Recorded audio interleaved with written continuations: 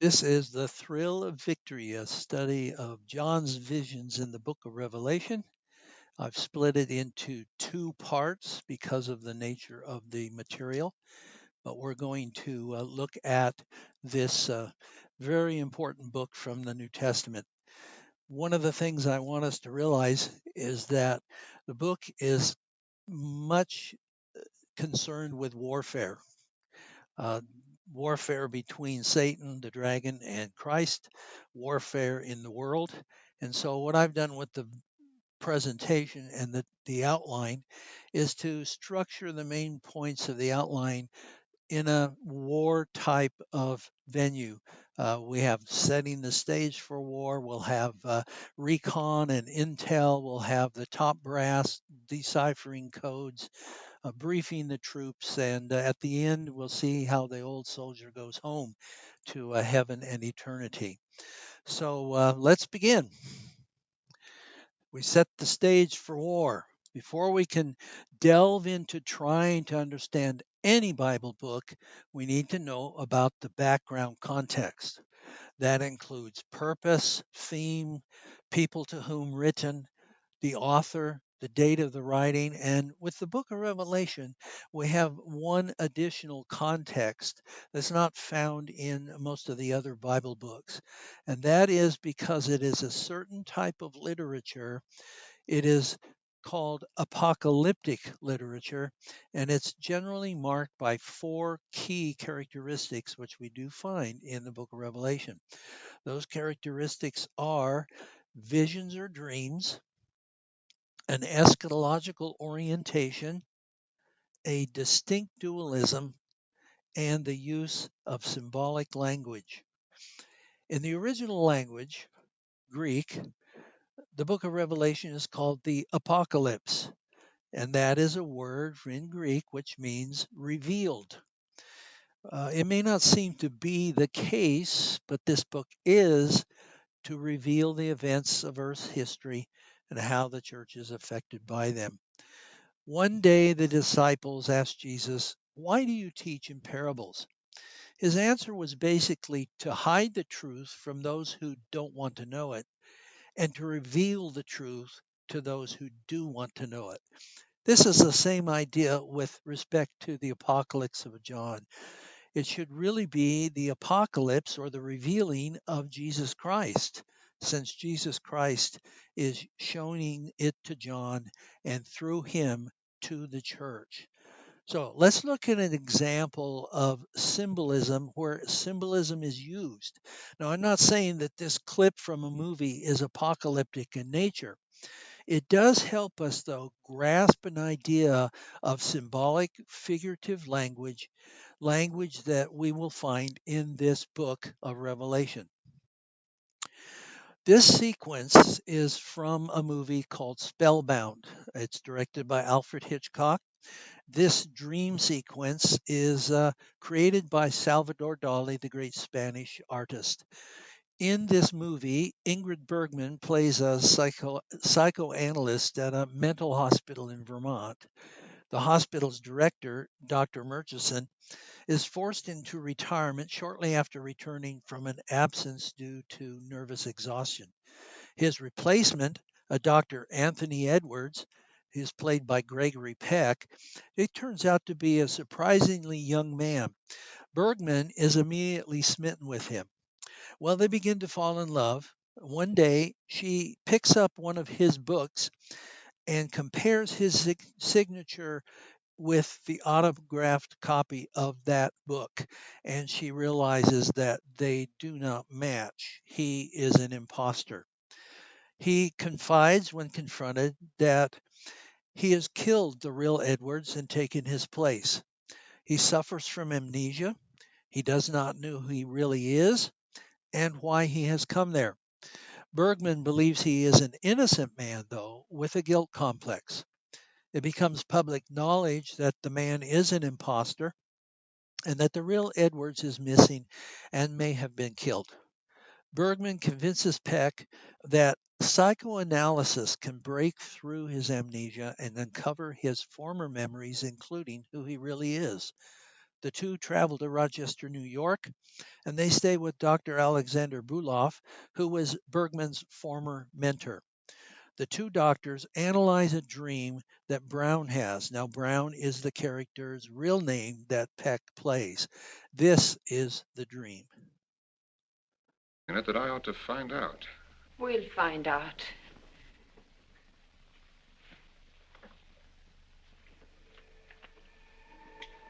I can't make out just what sort of a place it was.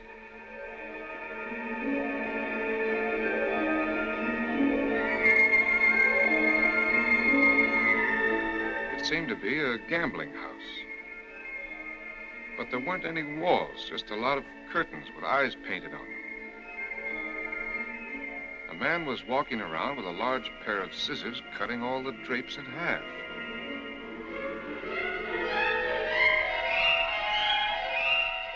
And then a girl came in with hardly anything on and started walking around the gambling room, kissing everybody. She came to my table first. Did you recognize this kissing bug? Well, I'm afraid she looked a little like Constance. Uh-huh. This is plain, ordinary, wishful dreaming.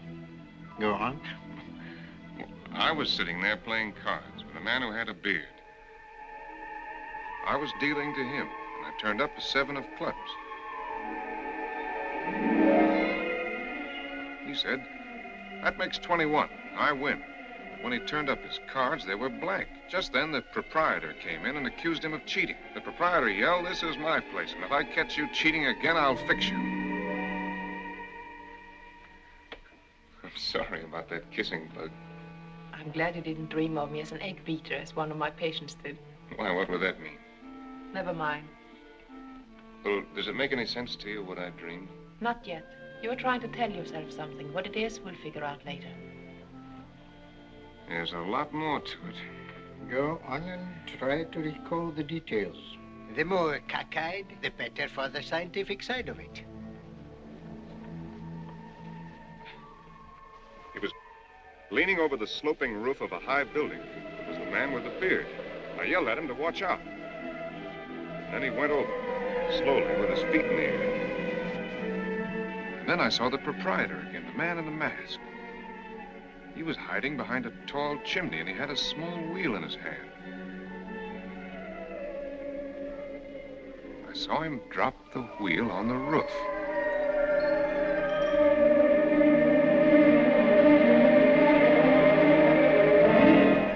Suddenly, I was running.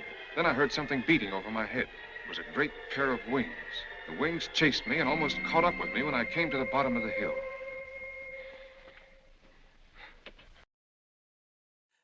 And each of them could be important for the interpretation. So let's look at them. First is a group with the gambling hall with the curtain full of eyes, a man cutting the curtain, a girl kissing everyone, a bearded man playing cards, blank cards in the man's hands, and a proprietor. And furthermore, there's a falling man, a roof, a chimney, a wheel, running down a slope and finally flapping wings. These are basic symbols. Now, what are these symbols going to do and how are they going to help solve this mystery of what happened to Dr. Edwards and who killed him if he is dead? So we look at these again. Here they all are. The gambling hall with the curtain full of eyes. Now, that may be nothing more than parabolic drapery. What in the world is parabolic drapery? Well, when you have a parable or a story or an allegory or symbology, many times there'll be factors in the story that have really nothing to do with the story except to lend to it a certain credibility. And that's what parabolic drapery is. For example, the story of the Good Samaritan, for example. You have a lot of symbol there with the priest and the Levite and the good man who was the Samaritan. And if you overdo the interpretation and include the two mites that he gives to take care of the man, and all those other things that really have nothing to do except to make the story a little more believable and realistic. That's parabolic drapery. So then we have the man cutting the curtain. What could that symbolize? Well, it might be the truth is about to be revealed. Hence, the curtain is drawn back or cut open so that the truth can be seen. How about the girl kissing everyone? The girl that he said kind of looked like Bergman's character. That again is probably parabolic drapery. And the other doctor, Bruloff, he identifies it as Peck's personal feelings for Ingrid and her character. So we can really discount that and say that is not germane to the story. The bearded man playing cards. Well, he symbolizes perhaps the real Dr. Edwards. And then the blank hand of cards, well, that's probably the new job for him comes up empty because he does not appear to take that job. Then we have the proprietor who figures in a couple of different scenes. We'll come back to him in a minute. What about the falling man? Well, the falling man, if you notice, and it might not be clear in the video, but the falling man is the same man as is playing the card game. He has the beard, and if the card holder is Dr. Edwards, then the falling man is Dr. Edwards, and it portrays his murder. The roof, well, if you notice that the roofs are white, they kind of symbolize what turns out to be a ski hill, a ski slope. And Dr. Edwards is killed on a ski slope. The chimney, now I don't know if you noticed, but the end of the chimney, the bottom of the chimney, looked like tree roots. And that is what the symbol of the chimney is, a tree. And then the proprietor steps out from behind the tree holding this wheel in his hand. And he drops the wheel and it slides down the roof. But what does the proprietor indicate? Well, more importantly, at this point, what does the wheel indicate? The wheel is the murder weapon. You've heard of a revolver? That's what the wheel is. It's a revolver. And he kills, the proprietor is the murderer. He kills Dr. Edwards, drops the gun. The running down the slope is Peck's character running away from the murder because he thinks he's committed it. And the flapping wings, well, they try to figure out where is this happening? And finally, they realize that the flapping wings tell them it is in Gabriel Valley Ski Resort. And so finally, the proprietor we know as the murderer. Now, we don't know who he is at this point, but he is the murderer. And Peck and Bergman at this point travel to Gabriel Valley Ski Resort and they solve the mystery. Now, if you see the movie, you might come up with different interpretations for each of these symbols. That's the nature of dreams and visions. They're not absolute in symbology, but if no interpretation is offered, the most important help for interpreting dreams and visions becomes the context. And the context of this clip is the murder of Dr. Edwards and when it happened, where it happened, how it happened, and who did it. Now, since Revelation is almost totally vision, it's appropriate to study characteristics of dreams and visions in the Bible. So we've studied this, and I've come up with 5 different patterns, so to speak, of dreams and visions that I think are worth noting and can help us with the understanding of the book of Revelation. The first one is that dreams and visions can come in both daytime and nighttime. Now, we usually think of dreams coming at nighttime and visions in the daytime. That's not hard and fast rule. Maybe it's a little more accurate to say that dreams come while we're asleep and visions come while we're awake, but maybe in a trance-like state. Now, another characteristic that's pointed out too is that dreams seem to occur to anyone, believer or non believer, and visions seem to occur only to believers. And so we have dreams coming to Pharaoh. We have dreams coming to Nebuchadnezzar, but we have visions coming to Daniel and Ezekiel and Joseph. Okay. A third characteristic is that they can sometimes be repeated. Both dreams and visions many times are repeated for the benefit of the receiver. Tony Evans, a Dallas minister, says that if a message is given more than once, it is a very important message, and we need to heed what God has to mention to us. Now, think about Joseph's dreams. Joseph had the dreams, and of course, anyone can have a dream, and he's a believer. He has the dreams first of what?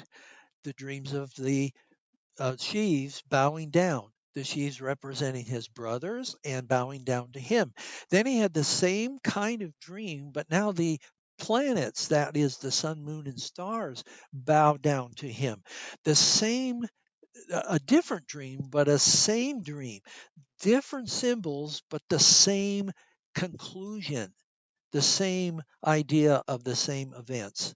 Okay, so we can look at these kinds of dreams and visions as repeatable, and they might have different views and symbols, but they all have the same message. So that's the next one. If they are repeated, they'll usually have different symbols each time they're repeated.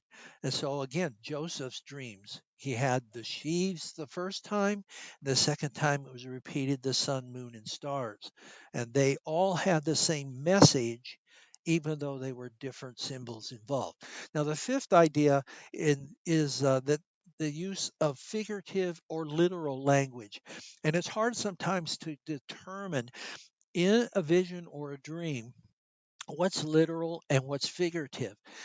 Maybe what we can suggest is that if the image in the message, whether it's a dream or a vision, if it's fantastical, that is, if it's not seen in normal life, then perhaps the images are figurative and symbolic. And if the images are what we could see in normal daily life, then maybe they should be taken literally. Now, I understand that the book of Revelation is a tough book. And one of the places that it's tough is this area of symbols. Symbols are important in the book, but they're open to a number of different interpretations.